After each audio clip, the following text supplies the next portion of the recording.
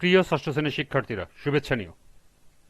আজকে আমি তোমাদের বিজ্ঞান বিষয়ের নতুন বই থেকে ষষ্ঠ অধ্যায় সংবেদী অঙ্গ এর ৪৯ পৃষ্ঠা থেকে সংক্ষিপ্ত উত্তর প্রশ্নের সমাধান করে দেব। প্রথমে তোমাদের বলবো, যারা আমার চ্যানেলটি সাবস্ক্রাইব করো নাই তারা আমার চ্যানেলটি সাবস্ক্রাইব করবে এবং আমার সাথে থাকবে। তাহলে চলো আমরা ক্লাস শুরু করি। বিজ্ঞান ষষ্ঠ অধ্যায় পৃষ্ঠা নং ৪৯, সংক্ষিপ্ত উত্তর প্রশ্ন। লক্ষ্য করো, এখানে ৫টি প্রশ্ন দেওয়া আছে। ১. জিহ্বাকে কোন ধরনের ইন্দ্রিয় বলা হয় ব্যাখ্যা করো। ২. চোখ ওঠা রোগকে কনজাংটিভাইরাস বলা হয় কেন ব্যাখ্যা করো। ৩. মধ্যকর্ণ কিভাবে শ্রবণে সহায়তা করে ব্যাখ্যা করো। ৪. চোখের রেটিনার কাজ ব্যাখ্যা করো। এবং সর্বশেষ ৫. চোখের লেন্স নষ্ট হয়ে গেলে কি ঘটবে। তো চলো এখন আমরা এই ৫টি প্রশ্নের সমাধান দেখে নিই। প্রথম প্রশ্ন ছিল, জিহ্বাকে কোন ধরনের ইন্দ্রিয় বলা হয় ব্যাখ্যা করো। মানুষের ৫টি প্রধান ইন্দ্রিয় আছে: চোখ, কান, নাক, জিহ্বা ও ত্বক। এর মধ্যে জিহ্বা খাদ্যের স্বাদ অনুভব করার জন্য দায়ী, তাই এটিকে স্বাদ গ্রহণ ইন্দ্রিয় বলা হয়। মুখগহ্বরে অবস্থিত লম্বা পেশিবহুল অঙ্গটি হল জিহ্বা। জিহ্বার উপরে একটি আস্তর আছে, এতে বিভিন্ন স্বাদ গ্রহণের জন্য স্বাদ কোরক থাকে। এগুলো খাবারের বিভিন্ন স্বাদ শনাক্ত করে এবং সেই তথ্য স্নায়ুর মাধ্যমে মস্তিষ্কে পাঠায়, ফলে আমরা খাবারের স্বাদ বুঝতে পারি। এই কোরকের সাহায্যে আমরা খাদ্যবস্তুর টক, ঝাল, মিষ্টি, তিতা স্বাদ গ্রহণ করে থাকি। তাই জিহ্বাকে স্বাদ ইন্দ্রিয় বলা হয়।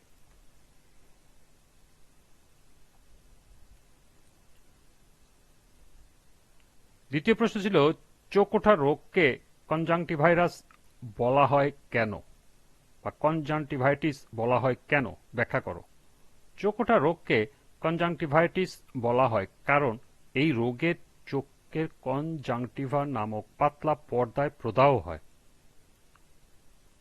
চোখের সাদা অংশ ও চোখের পাতার ভেতরের দিকে একটা স্বচ্ছ পাতলা ঝিল্লি থাকে, একে কনজাংটিভা বলে। যখন ভাইরাস, ব্যাকটেরিয়া, অ্যালার্জি বা ধুলাবালির কারণে এই ঝিল্লিতে সংক্রমণ বা প্রদাহ সৃষ্টি হয়, তখন চোখ লাল হয়ে যায়, পানি পড়ে, চুলকানি ও জ্বালাপোড়া অনুভূত হয়। এই অবস্থাকেই সাধারণভাবে চোখ ওঠা বলা হয়। অর্থাৎ কনজাংটিভাইটিস মানে কনজাংটিভাইটার প্রদাহ, তাই চোখ ওঠা রোগকে কনজাংটিভাইটিস বলা হয়। ৩. মধ্যকর্ণ কিভাবে শ্রবণে সহায়তা করে ব্যাখ্যা করো। বহির্কর্ণ ও অন্তঃকর্ণের মাঝখানে মধ্যকর্ণ অবস্থিত। মধ্যকর্ণ একটি বায়ুপূর্ণ থলি, যার মধ্যে ম্যালিয়াস, ইনকাস ও স্ট্যাপিস নামক ৩টি ক্ষুদ্র ক্ষুদ্র হাড় বা অস্থি রয়েছে।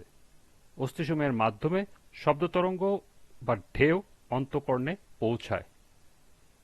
কানের সাথে গলার সংযোগকারী জন্য ইউস্টেশিয়ান টিউব নামে একটি নল আছে।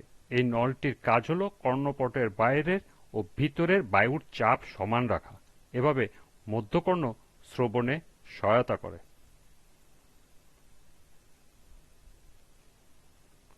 ৪ নম্বর প্রশ্ন ছিল, চোখের রেটিনার কাজ ব্যাখ্যা করো। রেটিনা হল চোখের ভেতরের পেছনের দিকে অবস্থিত একটি আলোক সংবেদনশীল পর্দা।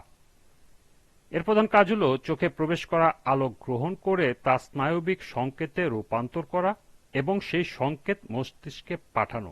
চোখের রেটিনার কাজ নিম্নরূপ: ক. চক্ষুগোলকে আলোকরশ্মি প্রবেশে সহায়তা করা। খ. চক্ষুগোলকে পুষ্টি সরবরাহে সহায়তা করা। এবং গ. চক্ষুগোলকের আকার বজায় রাখতে সহায়তা করা।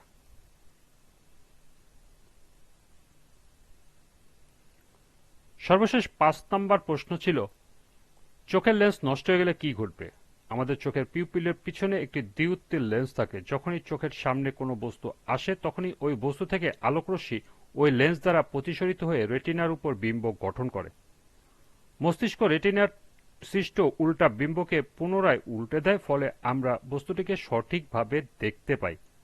কিন্তু চোখের লেন্স নষ্ট হয়ে গেলে বস্তু হতে আগত আলোকরশ্মি প্রতিসরিত হতে পারবে না এবং রেটিনায় বস্তুর কোনো প্রতিবিম্ব তৈরি হবে না।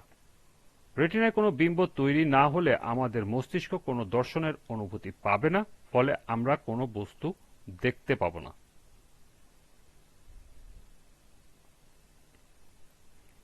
এই ছিল সংক্ষিপ্ত উত্তর প্রশ্নের 5টির সমাধান। আজকের ক্লাসটি এ পর্যন্তই।